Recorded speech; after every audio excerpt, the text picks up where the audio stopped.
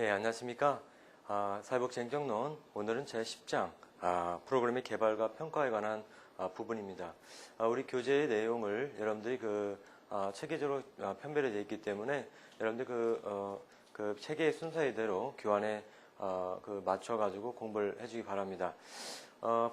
사회복지 프로그램이라는 건 상당히 사회복지 조직에서 상당히 중요한 위치를 차지하고 있고, 예를 들면은 뭔가 노인들에게 또는 여성들에게 또는 장애우에게 또는 영유아에게 그들에게 맞는 그들의 눈높이에 맞는 프로그램을 개발한다는 것, 이건 상당히 그들의 어떤 그 만족감을 느끼고 그들의 욕구를 충족시켜주고 더 나아가서 국민들의 삶의 질을 향상시킨다는 이런 어떤 궁극적인 목적이 있게 되는 거죠.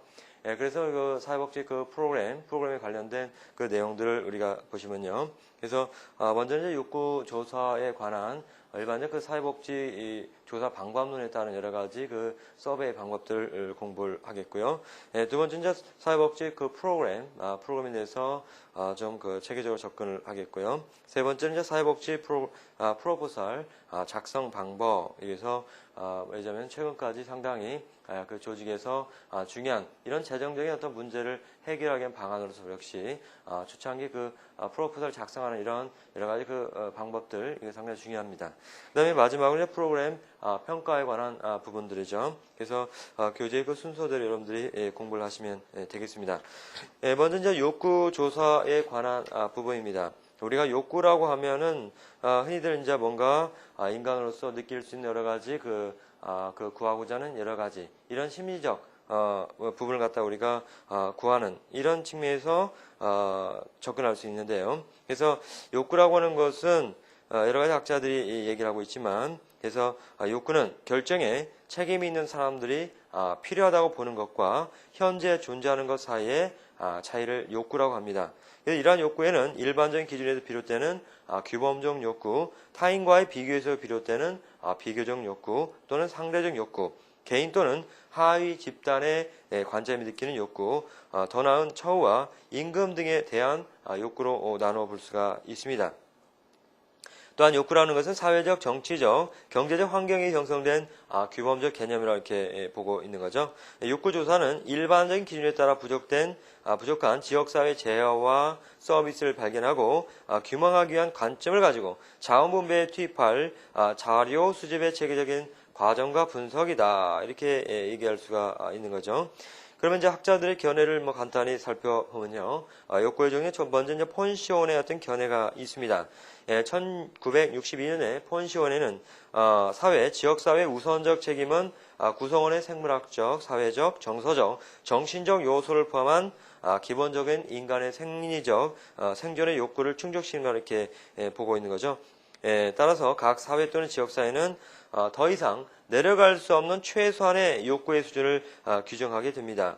이러한 의미에서 이런 어떤 증거들은 어떤 집단은 필수 재화 또는 서비스를 소유하는 데 반해서 다른 집단은 이러한 것을 접근하지 못하는 이런 측면이 있기 때문에 이때 바로 사회적인 욕구가 발생하게 되는 거죠.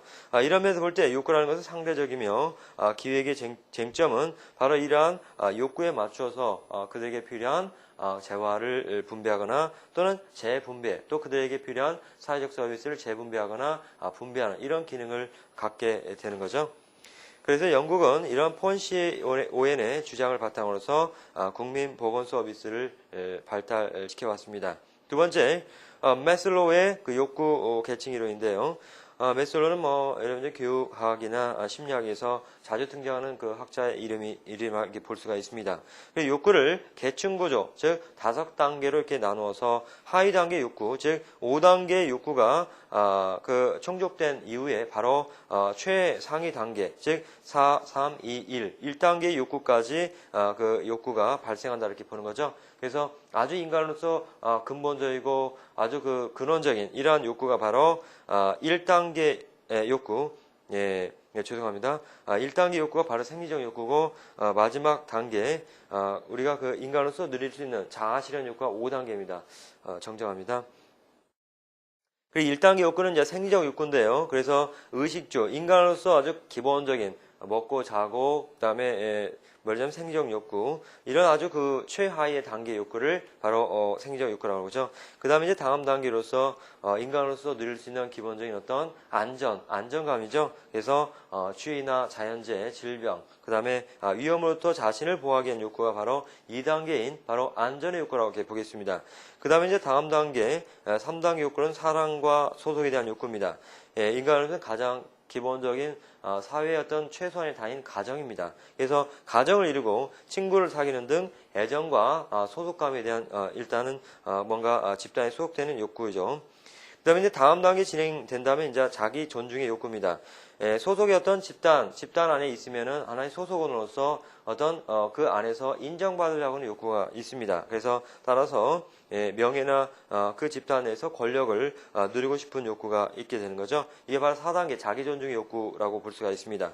이게 마지막으로 이제 인간의 어떤 재능과 잠재력을 충분히 발휘하고 이로 인해서 자기의 모든 것을 성취하고 하려는 최고의 수준의 욕구가 바로 자아 실현, 즉 5단계 욕구라고 이렇게 볼 수가 있는 거죠.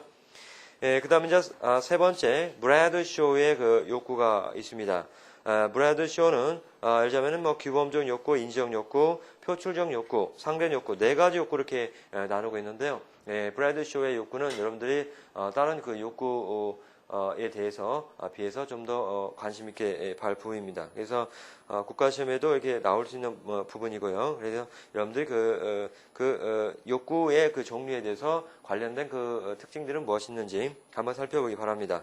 브래드쇼의 첫 번째 이제 규범적 욕구인데요. 규범적이라고 하는 것은 뭡니까? 규범은 뭡니까? 관련 지어서 말씀을 드리죠. 규범이라고 하는 것은 규범, 뭔가 인간으로서 당연히 누릴 일정한 가치 기준이라고 이렇게 볼 수가 있는 거죠. 그래서 도덕 규범이니 법 규범이니, 그래서 규범에는 크게 보면은 법 규범, 그 다음에 도덕 규범, 이렇게 2가지로 이렇게 나눠볼 수가 있습니다. 그래서 규범, 법 규범, 법 규범 바로 법이죠. 법, 로입니다. 로. 그래서 인간이 당연히 법적인 규정에 따라서 지켜야 합니다. 지키지 않으면 어떻게 됩니까? 지키지 않으면 바로 국가의 어떤 강제를 통해서 바로 일정한 국민의 의무와 또는 권리가 제한을 받는 거죠. 도덕규범이라는 것은 말 그대로 당연히 인간에서는 인간 사이에서 당연히 뭔가 도덕적인 기준과 가치를 가지고 당연히 일정한 도덕적 의무감이 생각하는 겁니다. 그래서 남의 물건 훔치지 말라, 말자면은 남을 속이지 말라, 이런 게 일정한 마을이나 그 일정한 어떤 사회 집단 안에서 당연히 그런 소속원으로 당연히 또는 그 지역의 마을의 어떤 주민을 당연히 누려야 할 또는 지켜야 할 일정한 도덕적인 어떤 규약이나 그들이 어떤 흐르고 있는 어떤 규격화된 어떤 그런 어떤 규약을 의미합니다. 그래서 법규범과 도덕규범. 그래서 만약 도덕규범을 지키지 않는다라고 하면 법적인 강제가 동원되지 않겠죠. 그래서 도덕규범과 법규범 2가지 나눌 수가 있습니다. 그래서 규범적 욕구, 이것은 바로 전문가의 판단에 의해서 규정된 욕구라고 볼 수가 있는데요. 관습이나 권위, 일반적인 여론의 일치로 확립된 표준을 의미하는 이러한 욕구는 기존의 자료나 유사한 지역사회 조사나 반드시 전문가의 판단에서 제한된 욕구라고 이렇게 볼 수가 있습니다. 그래서 이러한 규범적 욕구의 장점은 이러한 규범적 욕구에 대한 일정한 어떤 사회복지적인 조직의 어떤 목표는 어떤 기존의 서비스 수준과 비교 가능한 비율로 표시되는데 실제 비율이 특정 기준에 미치지 못한다면 바로 이러한 규범적 욕구가 존재한다고 이렇게 보는 거죠. 그래서 이런 규범적 욕구의 장점은 뭐냐? 그것은 개량화가 쉽고 구체적인 변화의 표적을 만들어낼 수 있다는 것이며 이대한 약점이라고 하는 것은 여러 그 욕구 단계가 지식이나 기술이나 가치 변화에 따라서 변화하기 쉽다라고 하는 거죠. 2번째, 인지적 욕구입니다. 인지라는 건 뭡니까?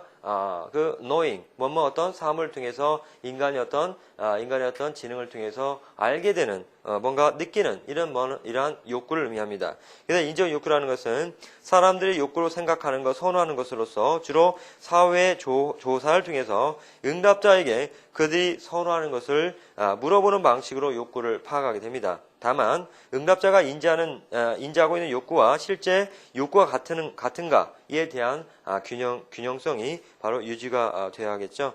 그래서 이런 인지적 욕구에 대한 단점이라고 하는 것은 사람의 기대에 따라서 각각 기준이 다를 수가 있겠죠. 예, 그래서 이러한 인지적 욕구라는 것은 수시로 변경될 수 있다는 점에 그 단점이 있는 거죠.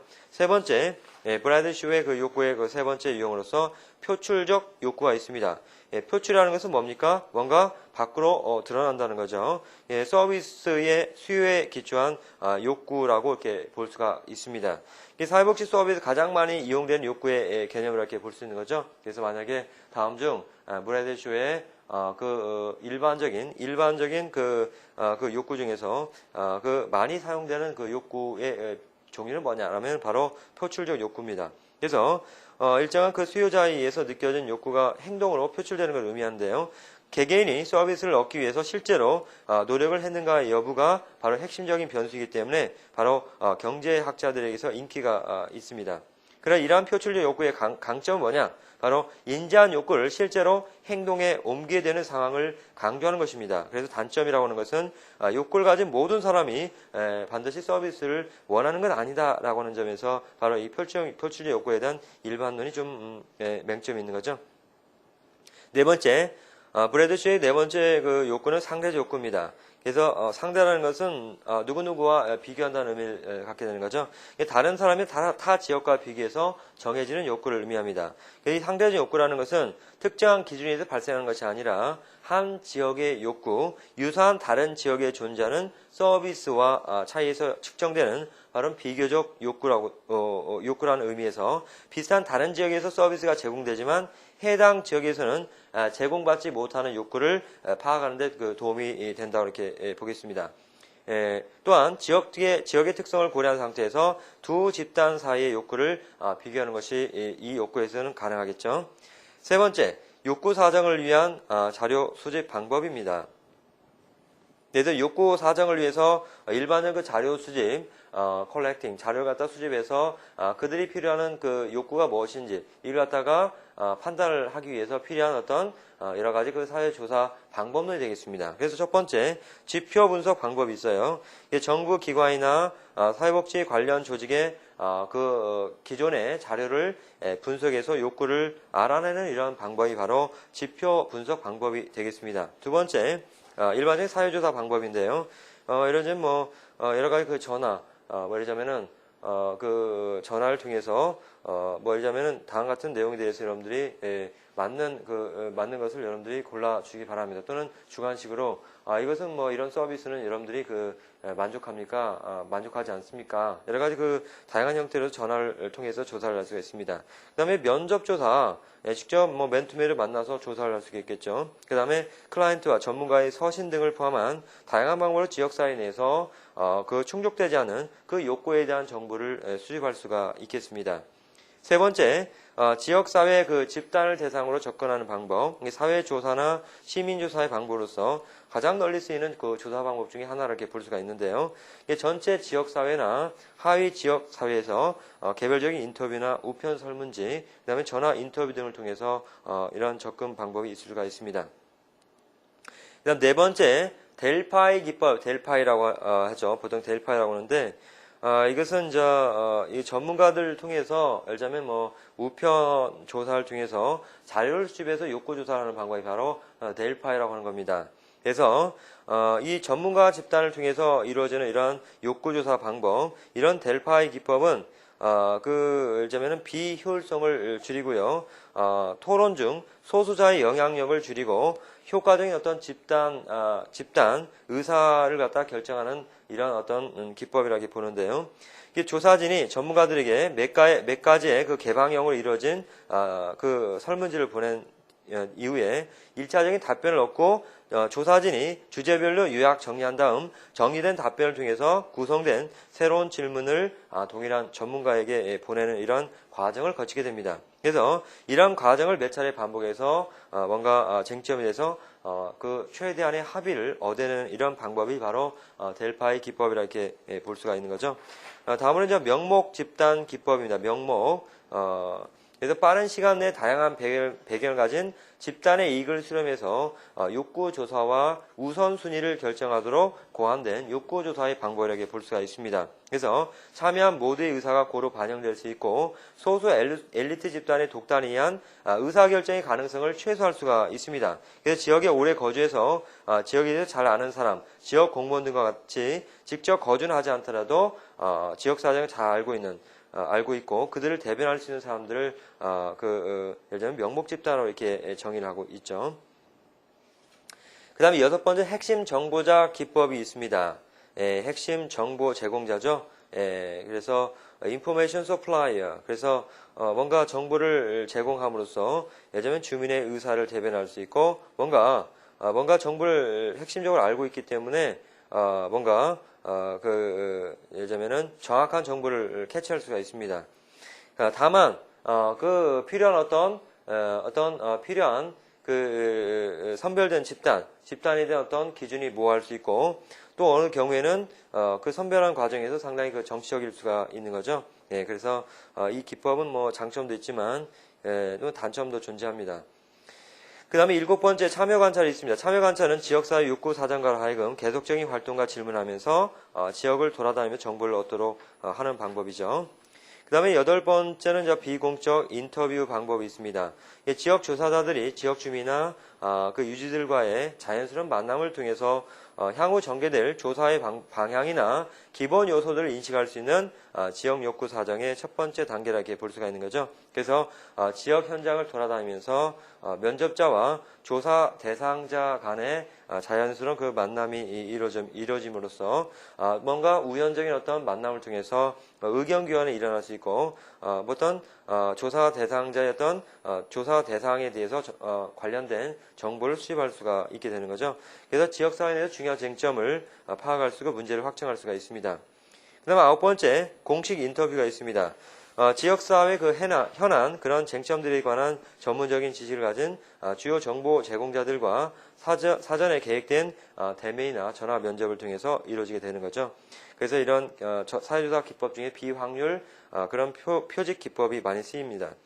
그래서 이런 기존 정보로 확보된 적은 수의 정보 제공자들을 효과적으로 활용해서 점차 대상을 확대해 나갈 수 있는데요. 포괄적 욕구 사정을 위해서 정보 제공자들이 다양한 욕구를 표출할 수 있도록 다양한 집단으로 구성될 수가 있습니다. 그러면 다양한 집단은 누구냐? 지역 주민이나 상인, 뭐든 지역 의원, 복지 서비스 제공자, 시민단체, 그 다음에 이제 지역 담당 공무원이나 조사 대상자가 되겠죠. 그들에게 이제 필요한 사항에 대해서 기록할 수 있도록 개방형 질문지를 구상하는 것도 중요합니다. 그래서 사전 인터뷰 전반에 대한 요약전 인터뷰 가이드를 실시하는 것도 필요하겠고요. 자료 수집의 신뢰도를 위해서 표준화된 도구를 이용할 수가 있게 되는 거죠. 그 다음에 이제 10번째 초점 집단 기법이 있습니다. 집단 간 대화 기법이나 명목 집단 기법을 실시하기 어렵고, 지역사회 욕구들의 지역사회에서 발생하는 사건들의 맥락을 통해서 조사하고 싶은 경우에 쓰입니다. 그래서 집단 구성원들이 자유롭게 첨예한 문제들을 토론할 수 있는 편안한 분위기를 조성하고요. 조사자는 상호 합의된 답변을 얻는 것을 최우선 과제로 삼습니다. 마지막으로 지역사회 포럼이 있는데요. 지역 주민의 지역 문제에 대해서 공유할 생각들을 문서하는 것을 주된 목적으로 합니다. 그래서 지역 문제들의 명확화, 우선순위 설정, 해결책 도출 등에 유용한 그런 기법이라고 보겠습니다. 이제 다음으로 이제 프로그램이 있죠. 프로그램 설계라고 하는 거, 프로그램 디자인이라고 하는 것은 프로그램 개발 과정에 있어서 하나의 산출물인 동시에 방법이 되겠습니다. 그래서 산출물에서의 프로그램 설계를 보시면요, 교환을 보시면요, 프로그램 설계는 특정한 목표를 달성하기 위해서 프로그램 수행자들의 최소한 행동 양식들을 규정하는 문서입니다. 프로그램을 진행하는 과정에서 지속적인 지침이 되는 문서로서 정확하고 논리적이며 일관성 있게 작성돼야 합니다. 두 번째, 방법, 메소드로서 프로그램 설계가 있습니다. 이 프로그램 진행상 중대한 결정을 내는데 필수적인 기준과 같은 것으로서 프로그램 진행에 필요한 직원의 채용과 같은 진행상 여러 가지 결정을 내는데 지침이 되는 분석적인 도구와 같은 것이라고 볼 수 있는 거죠. 외부의 영향력이 작용하는 것을 모으거나 직원들을 결합하는 메커니즘으로서 프로그램 설계는 사람들이 장애물로 인식하지 말고 더 나은 기능을 위한 도구로서 이해를 해야겠죠.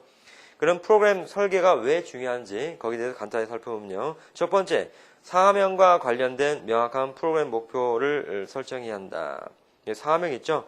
여러분들 사명, 여러분들 사명, 여러분들 그 미션, 여러분의 소명은 뭡니까? 학생으로서 공부를 열심히 해서 뭔가 그 소기의 목적을 달성하는 거죠. 그래서 뭐 대학원을 진학한다든지, 뭐 유학을 간다든지, 이런 대학 졸업하고 자기가 가고 싶은 어떤 직종에 근무를 한다든지, 여러 가지 그 자기의 어떤 직업으로서 어떤 목표가 있을 수가 있고요. 또 인생 행로에서 인생 설계에 있어서 자기 어떤 궁극적인 어떤 목적이 있을 겁니다. 그래서 여기서 이제 사명과 관련된 명확한 프로그램 목적을 설정하는 거죠. 직원과 클라이언트가 프로그램 목적과 기대 효과를 명확히 이해하도록 함으로써 프로그램을 지지하고 상호 간의 갈등을 해소한다. 그래서 이제 프로그램이라는 것은 바로 클라이언트를 위한 것이고 어떤 그들의 눈높이에 맞게 그들의 문제를 해소하기 위해서 이루어진 거죠. 두 번째, 프로그램 효율성을 향상하는 겁니다. 프로그램의 비용과 노력을 최소한 수준을 파악하도록 함으로써 직원들이 너무 적은 걸 가지고 너무 많은 것을 이뤄내도록 강요하는 것은 피하는 것이 좋습니다. 프로그램의 효과성을 향상한다. 그래서 효율성과 효과성은 같은 형제예요. 조직의 수행 능력을 개선시킴으로써 클라이언트의 욕구와 문제 해결에서 의도한 성과 달성을 용이하게 해주는 겁니다. 네 번째, 외부의 지도 향상입니다. 다른 조직 전문가, 클라이언트 등 다양한 이해 관계자들이 프로그램에 대해서 이해하게 함으로써 프로그램에 대한 인지도와 지지도가 높아짐을 알 수가 있는 거죠. 그 다음에 다섯 번째, 업무의 효과성과 직무 만족도를 향상시킨다. 그래서 직원의 역할 기대가 분명해지고 불필요한 회의와 서류 작업들이 줄어들면서 그 궁극적으로 직무 만족도가 향상되는 걸 알 수가 있겠죠. 그 다음에 이제 클라이언트 역량 강화 부분이 있습니다. 이 관례에 따라 서비스를 제공하거나 다루기 쉬운 클라이언트만을 선정해서 서비스를 제공하는 것을 뭔가 피하고 복합적인 문제를 가진 클라이언트에게도 역시 그 서비스 혜택을 부여하는 이러한 어떤 프로그램을 운영함으로써 클라이언트의 적극적인 참여를 독려하고 그들의 역량을 강화하는 이런 것들이 바로 필요하게 되는 거죠. 프로그램 설계의 그 고려사항은 몇 가지가 있습니다. 첫 번째, 사회복지 프로그램의 가치를 좋아한다라는 문제가 있죠.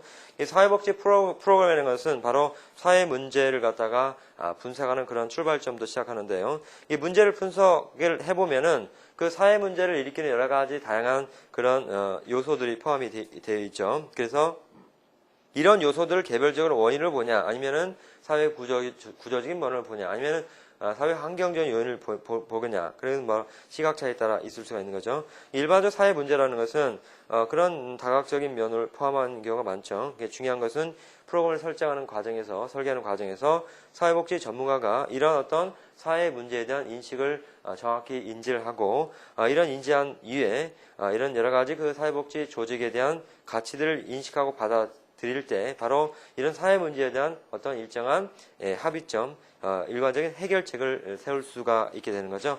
두 번째, 활용 가능한 정보입니다. 사회복지 프로그램의 이론적 근거라는 것은 가장 최근에 이용 가능한 지식의 기초를 둬야 합니다. 현재 이슈화되는 이념에 너무 집착하지도 말아야 하고요. 유행은 단지 유행일 뿐이죠. 현대적인 어떤 대안책은 될 수가 없습니다. 현재 방법이나 기술을 새로운 다른 문제에 적용하라고 고사하지도 않습니다. 프로그램 담당자는 가장 최근의 이슈에 대해 연구하고 있는 연구진과 활발한 관계를 맺고 연구를 면밀히 검토를 해야겠죠. 이미 알려진 그런 기존의 어떤 그런 팩트에 너무 의존해서는 안 됩니다. 세 번째, 개입의 수준입니다. 개입이라고 하는 것은 인터벤션입니다. 인터벤션, 개입. 여러분들 개입이라는 것은 클라이언트, 그다음 임파워먼트, 그다음에 뭐 개입 이런 용어들은 상당히 많이 사용되고 있죠. 인터벤션. 그래서 개입이라고 하는 것은 바로 어떤 프로그램이 있으면은 이 프로그램을 갖다가 사회복지사 그 직원, 스태프가 바로 이용을 하죠. 누굴 위해서? 클라이언트에 대응해서 뭔가 프로그램을 돌리는데 이때 뭔가 사회복지사가 클라이언트를 향해서 뭔가 사회복지에 관련된 여러 가지 관련된 프로그램을 돌릴 때 직접 뭔가 클라이언트를 향해서 필요한 서비스를 제공합니다. 이때 바로 개입이라는 표현을 사용하는 거죠. 개입. 그래서 개입의 수준이 어느 정도냐? 라고 이렇게 그의 어떤 디그리 정도를 갖다 우리가 표현할 수가 있습니다. 그래서 개입의 그 수준을 보시면 오늘날 다변한 사회 환경과 다양해지는 복지 욕구를 해결하고 합리적인 효과를 거두기 위해서 개인뿐만 아니라 집단, 가족, 지역사회 이런 차원에서 개입이 필요할 수가 있게 되는 거죠. 그 다음 네 번째 프로그램 설계 과정을 보면 먼저 문제 확인, 문제 분석 단계가 있습니다. 사회의 문제라는 건 문화적 삶을 유지하기 위해서 없어서는 안 된다고 믿는 어떤 사회적인 기준, 표준으로부터 이탈된다라고 할 때 바로 그런 사회의 문제가 그로부터 문제가 발생하는 거죠. 사회 문제라는 것은 사회 고유의 어떤 기능적인 어떤 분량의 결과가 아니라 어떤 주어진 조건 안에서 정의 과정의 결과로서 사회 문제로서 선택되어지고 바로 규정되어지는 거죠. 클라이언트를 위해서 가능한 최단 시간 내에 그런 최선의 방법을 통해서 어떤 역사적인 사건이라든지 이론, 연구 조사를 통한 결과라든지 그 문제의 원인을 비롯한 문제의 어떤 범위나 크기, 유형 이런 어떤 그런 과정들을 정확하게 진단하고 원인을 밝혀내는 것이 무엇보다 중요하다고 봅니다. 두 번째, 욕구 사정이 있습니다. 그래서 클라이언트의 문제는 바로 그들의 욕구로서 변형이 되어야 합니다. 욕구라는 것은 사회적, 정치적, 경제적 환경이 형성된 규범적 개념이죠. 그래서 욕구라고 하는 것은 그 브래드 쇼가 얘기하는 뭐 규범적 욕구, 인지적 욕구, 표출적 욕구, 뭐 비교적 욕구 그런 여러 가지 네 가지 관점의 욕구가 있습니다. 폰시오에는 어느 누구도 더 이상 내려가서는 안 되는 최저 수준의 수준에서 욕구를 정의한다 이렇게 한 바가 있고요. 매슬로우는 욕구를 계층 구조로 정의하고 하위 단계 욕구가 충족된 후에만 바로 그 상위 단계의 욕구도 충족될 수 있다고 이렇게 주장하고 있죠. 욕구라고 하는 질적 차원과 양적 차원 두 가지 측면을 모두 포함하고 있습니다. 세 번째, 전략 선택 및 목표 수립 과정이 있어요. 이 문제 분석과 욕구 사정을 마치고 나면 문제를 가진 사람들의 욕구를 충족시킴으로써 문제를 줄이거나 제거하기 위한 전략을 고려를 해야 합니다. 또한 프로그램이 지향하는 목표를 세워야겠죠. 그다음 프로그램의 설계 단계가 있습니다. 프로그램 설계 단계의 목적은 뭐냐? 프로그램의 세부 목표를 달성하는 데 대한 최선의 기술을 갖춘 서비스나 서비스의 조합을 통칭하는 겁니다. 그래서 프로그램은 논리 모델에 따라 투입이나 전환, 산출, 결과로서 분류할 수가 있고요. 투입이라는 것은 자원, 원재료, 전환인 건 변환 과정, 그 다음에 산출하는 건 서비스 산출물 또는 서비스 완결, 결과라는 것은 클라이언트의 삶의 상황이나 또는 환경에서 측정 가능한 변화로 이렇게 볼 수가 있는 거죠. 그래서 사람이 사람을 변하는 건 상당히 어렵습니다. 그래서 원 자료는 바로 뭔가 문제가 있는 클라이언트, 즉 인간이죠, 인간을 변화시키는 것. 그들의 문제를 해결하기 위해서 이런 프로그램을 통해서 그들이 변화되는 것. 이게 바로 궁극적인 사회복지 조직의 행정의 그 목적이 되겠습니다. 그 다음에 예산 편성. 그 프로그램 돌리는 데 필요한 여러 가지 그 예산이 들게 되는 거죠. 그 예산은 우리가 앞에서 봤던 재정관리 편을 다시 한번 여러분들 확인해 주기 바랍니다. 다음 마지막으로 프로그램 평가가 있죠. 이게 프로그램 돌리고 나서 나중에 뭔가 마지막으로 이제 평가를 하게 됩니다. 그래서 그 사용되는 기준은 노력이나 영향력, 효과성, 효율성 이것은 사회복 조직의 기본적인 어떤 가치 개념이죠. 앞에 내용들 한번 다시 한번 참고하기 바랍니다. 노력이라는 것은 프로그램 목표를 획득하기 위해서 제공된 자원의 양이나 활동의 종류를 의미하고요. 영향이라는 것은 개입 대상인 지역사회의 특정 변화의 정도를 의미합니다. 효과성에는 서비스를 받는 클라이언트의 구체적인 변화의 측정을 통해서 사정이 되고요. 효율성이라는 것은 프로그램 목적 달성을 위해서 대안적 접근의 그 비용 비교를 살펴보는 것에 결정됩니다. 그래서 비용 대 편익 분석을 해보는 것은 보다 세련되고 합리적인 프로그램 목표에 대한 대안적 접근의 분석을 가능케 합니다. 또한 비용 편익 분석에서는 흔히 활동의 가치와 비용의 정당화에 관한 주관적 판단을 포함하는 과정으로서 각 결과 단위를 획득하기 위해서 사용된 자원의 단위당 비용이 명확히 기술되어야 합니다.